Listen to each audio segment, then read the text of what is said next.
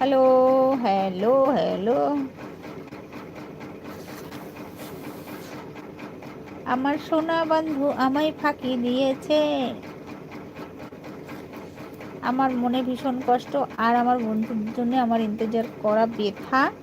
একটা ৮ হয়ে গেছে, একটা ৮। আমি সেই 10টার থেকে আমার বন্ধুর জন্য বসে আছি। আমি জানি আমার বন্ধু 11:30 থেকে 12টার মধ্যে সে ঘরে ঢোকে। তারপরে মনে পড়লো আজকে শনিবার, আমার বন্ধু তো ঘরে যাবে না, রুমে যাবে না, থাকবে সে তার কাজের সাইডে। শনি রবিবার দুদিন থাকে, তাদের নাকি পার্টি হয়, কিন্তু কোনো রিয়াকশন নেই আমার বন্ধুর আমার প্রতি।